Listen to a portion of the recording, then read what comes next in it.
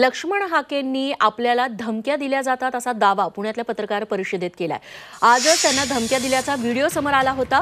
पत्रकार परिषदेआधीही फोनवरून अरेरावी करून जीवे मारण्याच्या धमक्या दिल्या जातायत असा दावा हाके यांनी केलाय।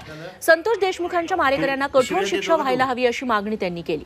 संतोष देशमुखांच्या हत्येचं राजकारण सुरू असल्याचा दावाही हाकेंनी केला। बरं, मग लायकीने माझी काय आहे सांग ना। मग काय आहे सांग ना बाबा। मी आहे मेंढपाळाचा पोरगा। माझे हा काय झालं? तू शिव्या देतो का? तू शिव्या देतो? त्यांच्या मारेकऱ्यांना शिक्षा झाली पाहिजे आणि स्वर्गीय संतोष देशमुख यांना न्याय भेटला पाहिजे, ही भूमिका माझी डे 1 पासून, मी जेव्हापासून मी मीडियाच्या समोर आलोय तेव्हापासून माझी आहे। माझा मीडियामध्ये कुठलाही बाईट, कुठलंही भाषण आणि कुठलाही बाईट काढा तुम्ही, त्यामध्ये मी कुठंही कधीही केव्हाही आरोपीचं समर्थन केलेलं नाही।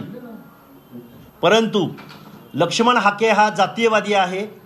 लक्ष्मण हाके हा आरोपींची बाजू घेतो। लक्ष्मण हाके वरती जीवे मारण्याच्या धमक्या, मी आत्ता प्रेस घ्यायला आलो, या प्रेसच्या अगोदरच मला 1-2 मिनिटं अगोदरच मला जीवे मारण्याच्या धमकीचा कॉल आला।